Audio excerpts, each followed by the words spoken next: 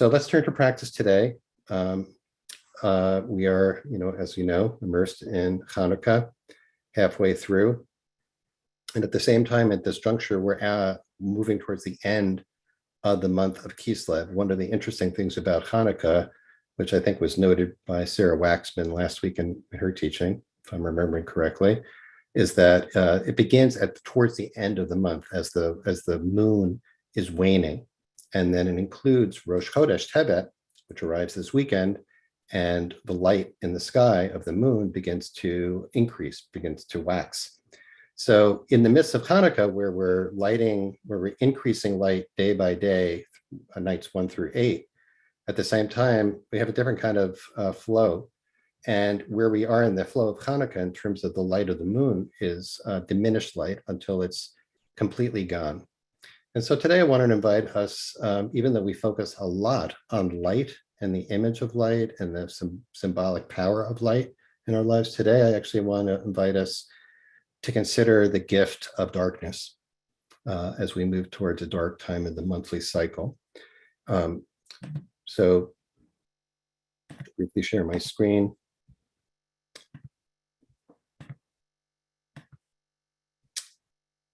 One of the blessings in the morning liturgy, which is the blessing which is called Yotzer Or, creator of light. The first line is this: Baruch atah Adonai Eloheinu melech haolam, Yotzer Or uvarei choshech, useh shalom uvarei hakol.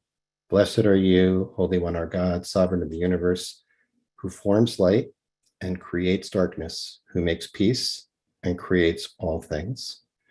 More to be said about that line, which is actually a rabbinic revision of the original line from the prophet Isaiah. But what I want to focus on for a moment is just the fact that every morning we bless God not only for the light of the morning, we also bless God for the darkness, the creator of darkness. And that's our theme for today.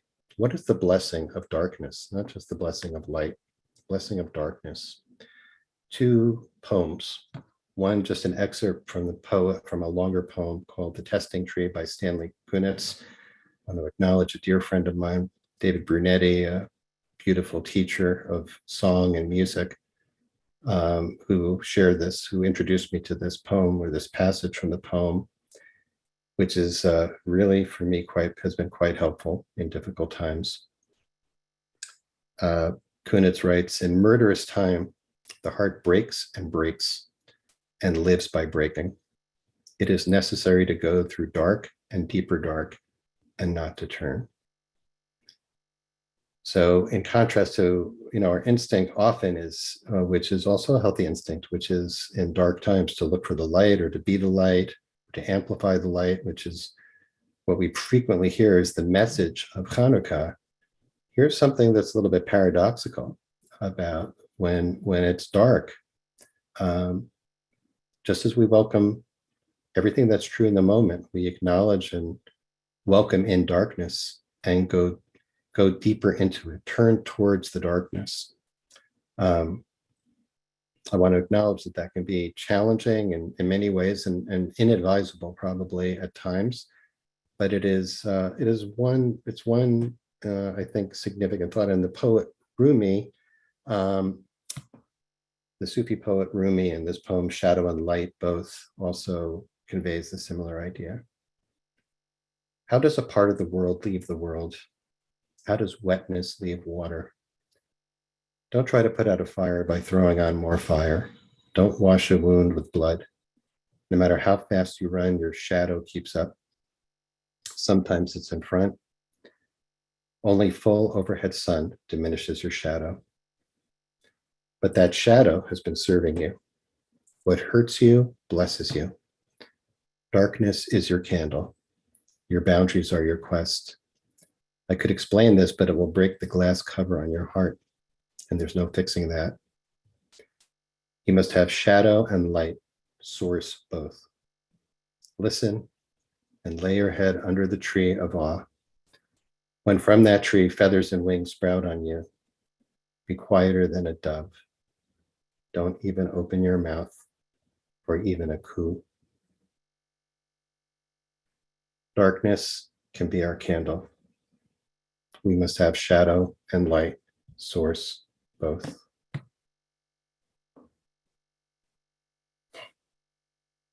So I want to invite us today to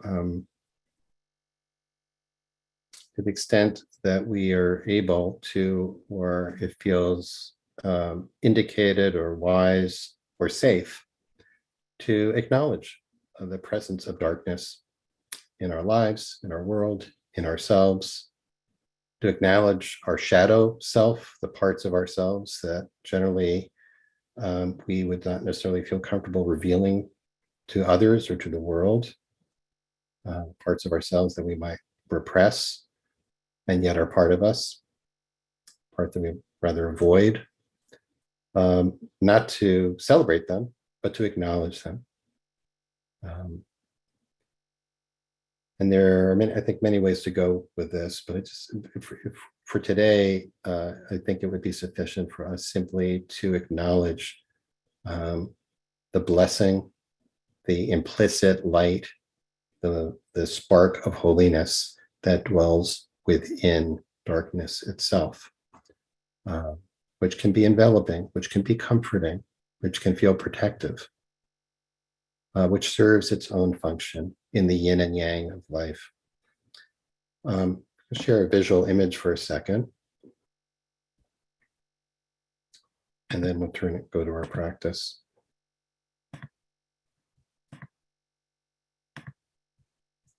Which I don't know if it'll be helpful or not, but here's a visual for us where we notice that our eyes may be drawn to the light of the candle in the midst of the darkness,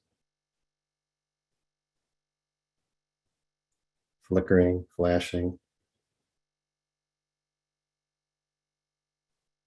But let yourself be aware of the darkness around it, which defines it, which holds it, which caresses it.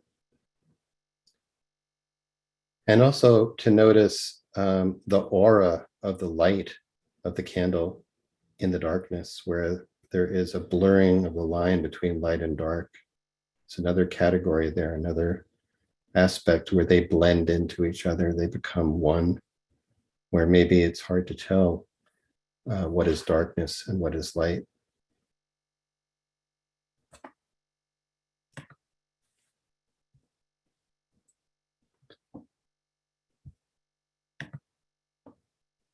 There's a rabbinic debate about when it's time to say the morning Shema.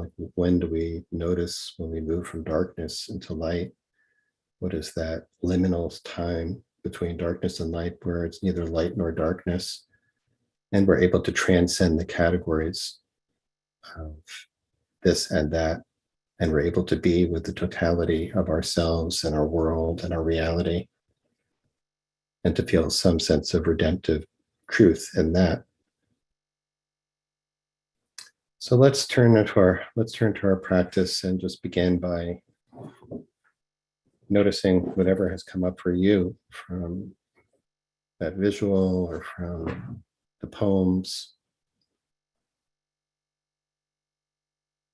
Maybe take a few nice deep breaths deep into the belly, really filling the lungs and the belly. Letting it expand and releasing that 3 times.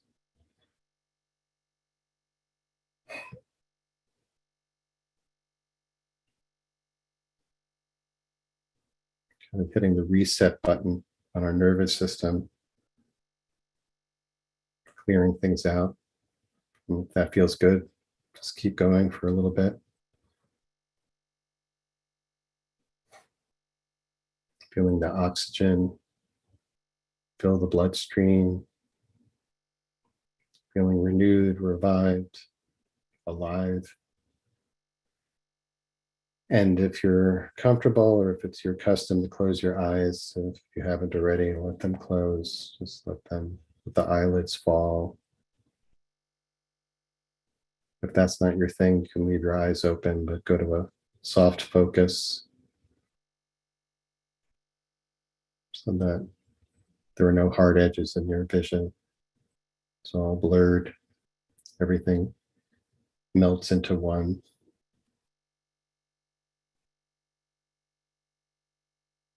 And if your eyes are closed, I'd invite you to consider what it is that you're seeing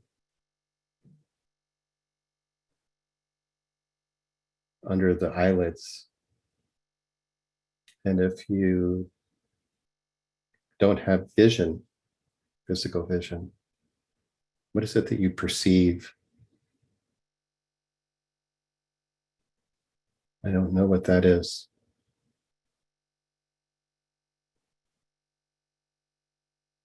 For those of us who are seeing,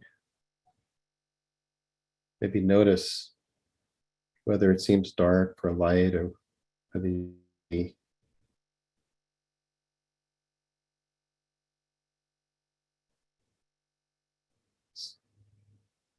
floaters or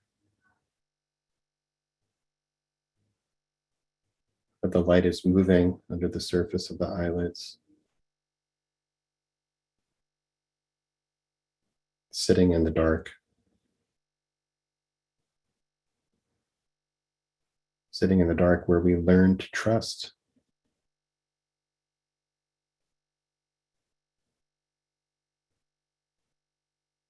Sitting in the dark where we can relax into sleep. Sitting in the dark, which enables us to see the stars in the sky.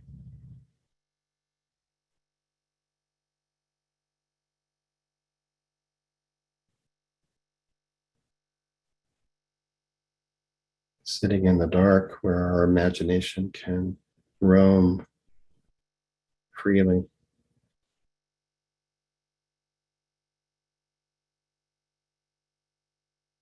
So let's all just sit in the dark for the next 10 minutes and see if we can experience what the gifts are that live in the darkness. And I'll ring the bell at the end of the 10 minutes. If you find your mind wandering off, you maybe bring yourself back with the thought, I'm just sitting here in the darkness, safe and alive and blessed.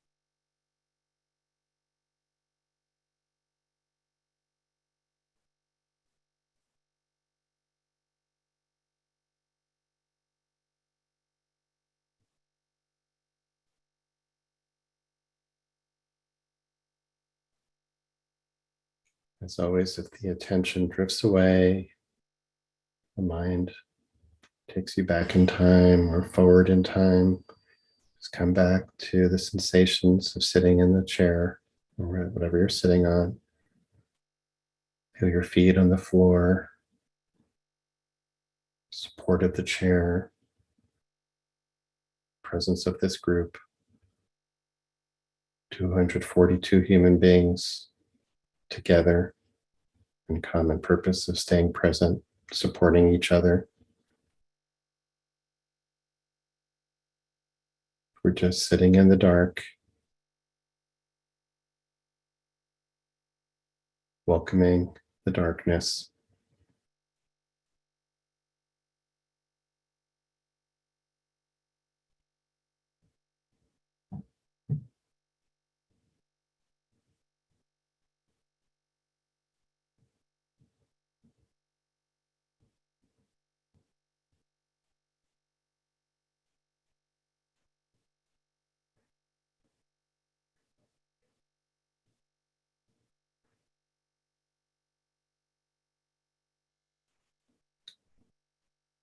Where paradoxically, we may be able to see actually some things more clearly than we can in the light.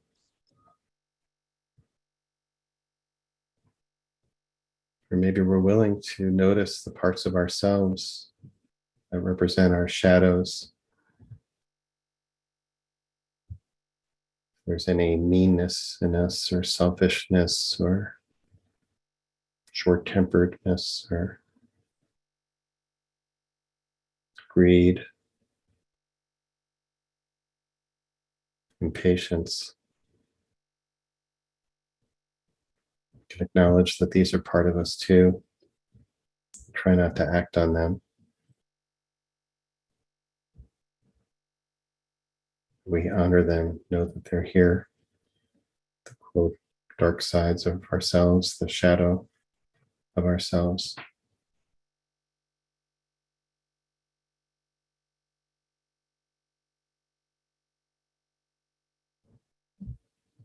None of those are all of us.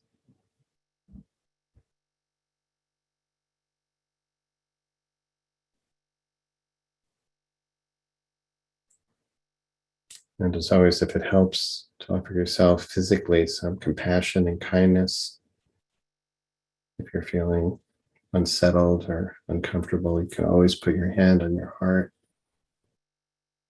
give it a little massage, maybe cover the other hand with that, cover it with the other hand as well.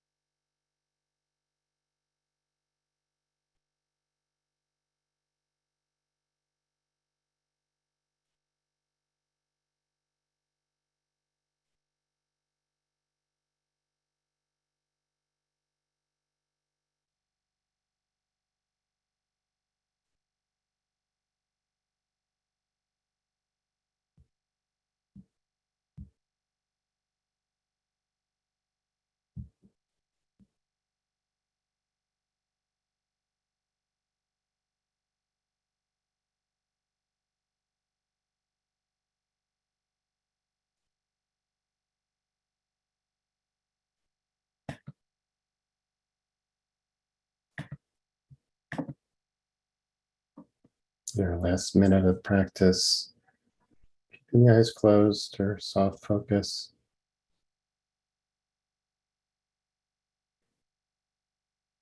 Can we say, hello, darkness, our old friend? Can we recognize that darkness can be its own candle?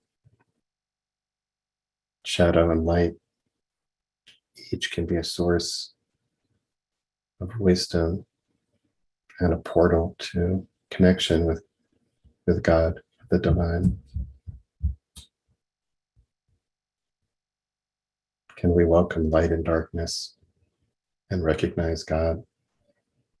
As it says, Shalom, Uvorei Takol, the one beyond light and dark, the one who creates all.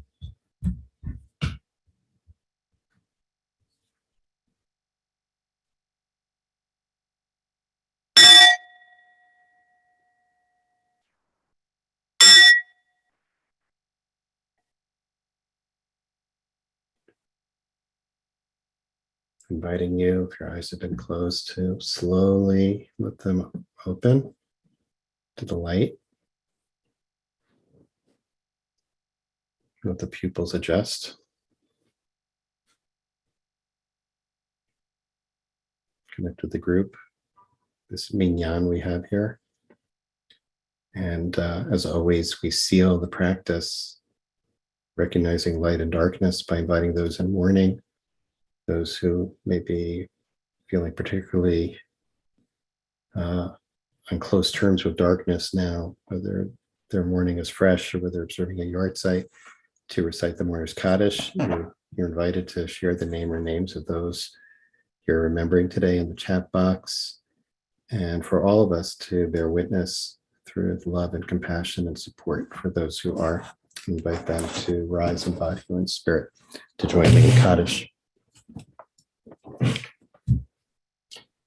Yitgadal, Yitkadash, Shemei Rabbi. Amen.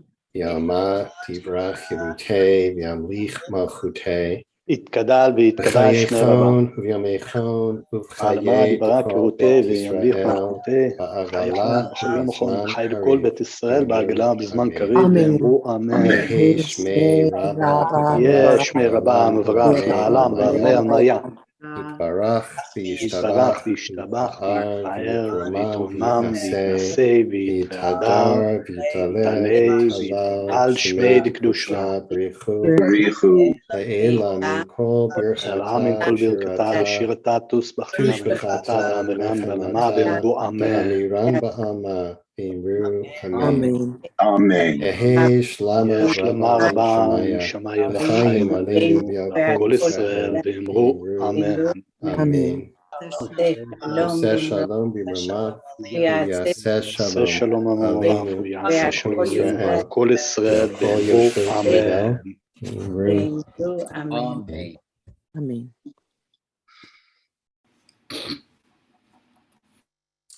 Friends, thanks for joining us as always today. I want to wish everyone a Chanukah Sameach. We look forward to practicing again tomorrow to sit into Shabbat and Rosh Chodesh and be together. Of course, we hope to see you on Sunday for our mini retreat as well for Chanukah. And you can make this into an extended Chanukah retreat if you're a regular on the daily sit, and join us on Sunday if that's possible. By the way, the Sunday sessions will be recorded, in case you're wondering about that. Thanks, Adi Stein, as always, for holding our Tech Mishkan with skill and grace. Thanks to Dorian Goldman for sponsoring our practice today. And for those who are leaving, Chanukah Sameach. For those who would like to stay on, I'm happy to respond to comments, questions, reflections on this practice in the chat box. I'll keep an eye on that. And thanks for everyone for joining us today. If you're leaving, be well, be safe. We hope to see you tomorrow or sometime soon. And okay, thank you, everyone. It's going to see if I can see what's up in the chat. Okay, question from Marc. We're able to focus on the light, which changes in duration every day. As we approach the winter solstice, the growing amount of precious darkness is known, a minute more of darkness every day. Then it begins to diminish as the light grows until the summer solstice. Do you feel this added dimension to our awareness? Thanks, Marc.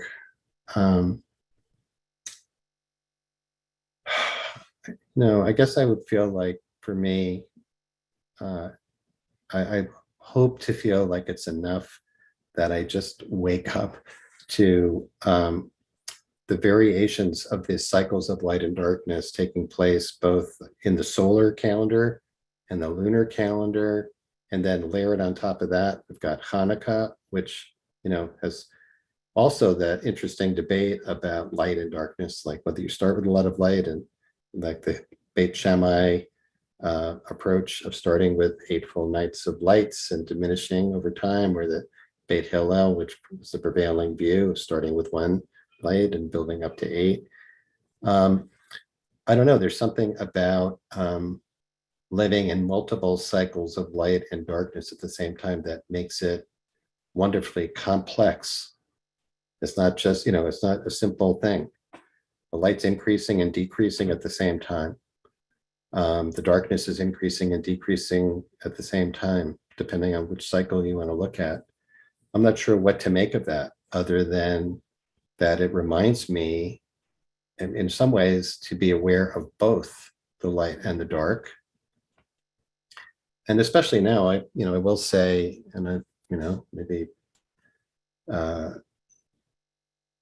I don't know if this resonates with people or not, but certainly when we are thinking about and working on and towards racial justice and racial equity, the value that we assign to those categories of light and dark are quite significant and troubling and problematic. And I feel particularly aware of that this year, which is another yet one more reason for us, I think, to reclaim the blessing of the dark, and also awareness of that there is a reality that transcends those categories, and or even as we noticed in the blending of the candle and the darkness, where and also, I don't know about you, I'd be interested to see what people thought they saw. When you're looking, when your eyes are closed, what you're actually seeing. Be very interested to see what people had to say about that. Okay, let's see.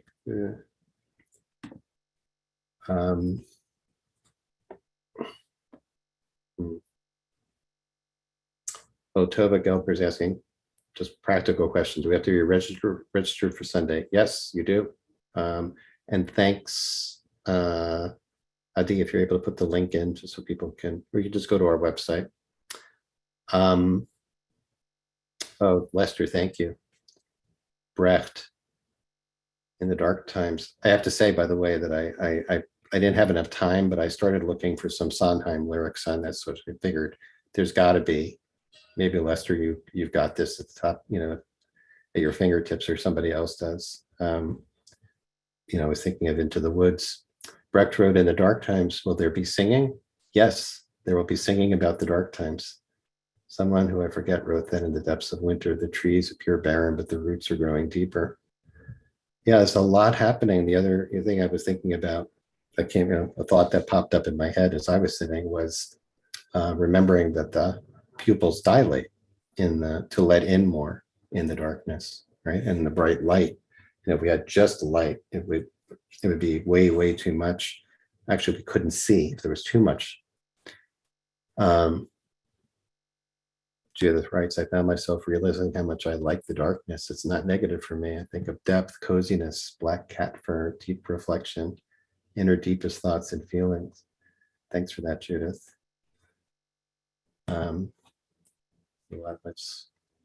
Big fans of darkness here.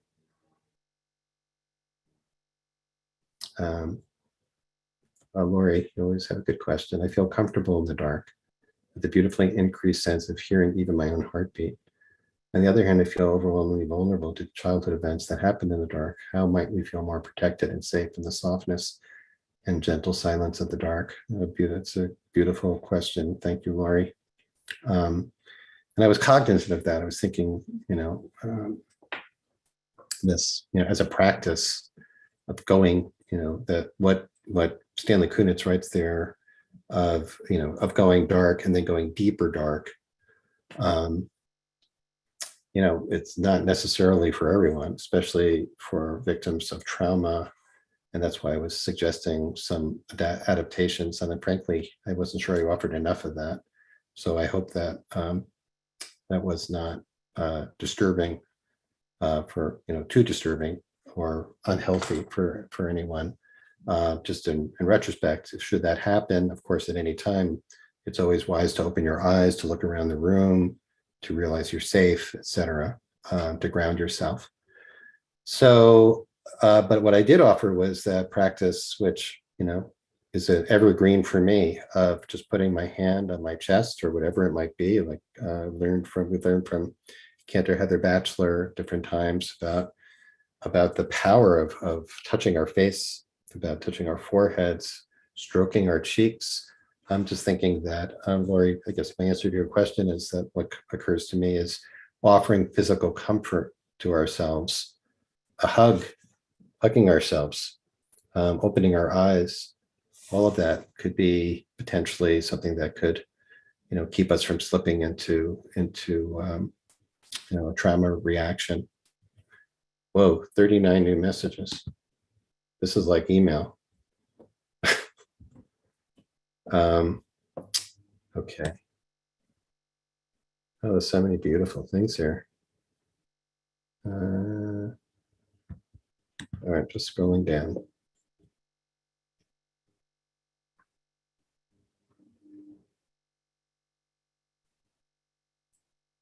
Kept seeing the candle throughout.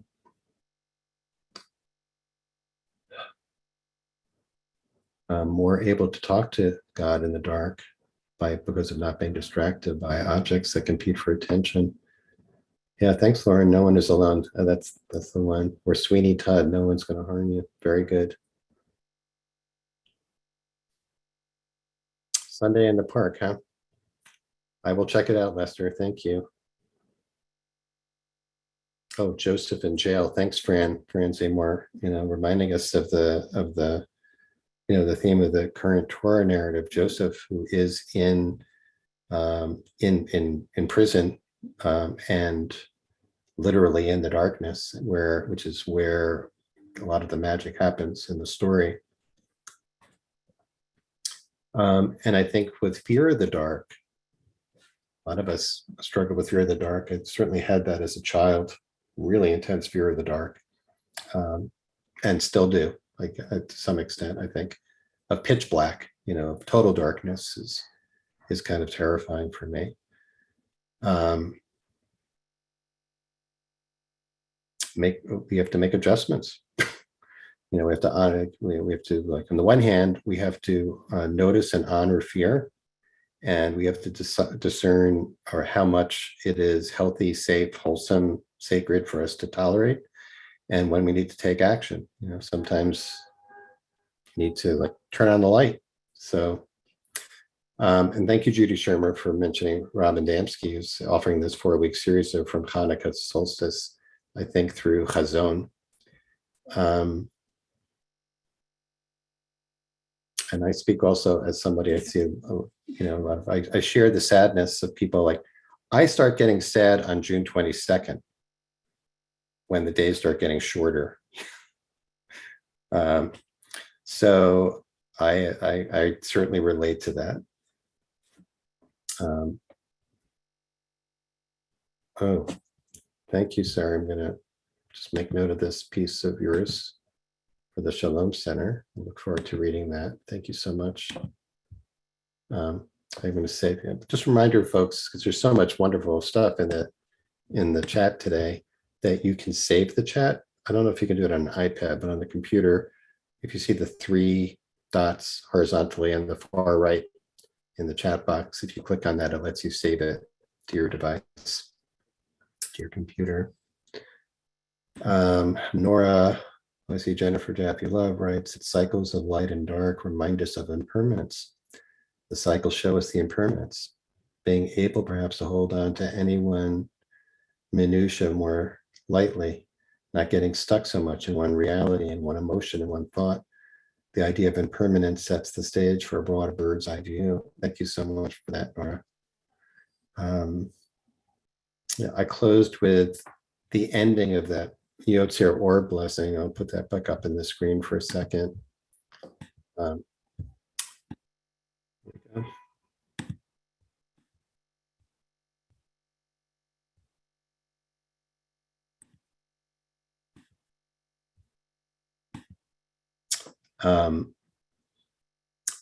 So the blessing is a blessing expressing gratitude for light and darkness. And then describes God as Oseh Shalom, which of course translated here usually as peace, but Shalom conveys much more than peace. It conveys a sense of wholeness or integration, or that which oneness that really, in which there aren't distinctions between light and darkness. And then the rabbis changed the language, talk about audacity, changed Isaiah's language from Uvorei et hara, and creates evil. Whoa. They changed that to Uvorei et hakol, and creates all things, creates all.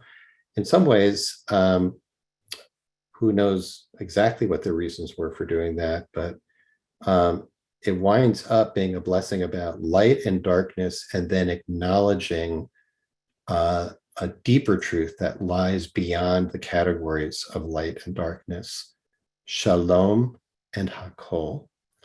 And I really wanted to bring that in at the end, because on Hanukkah, as we sit and look at the lights, and as all the beautiful things that people are writing here, wow, there's just so much beautiful stuff here. I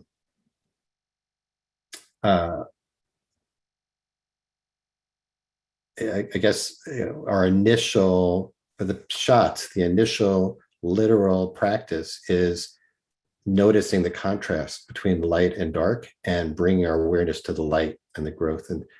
And so the darkness is neglected.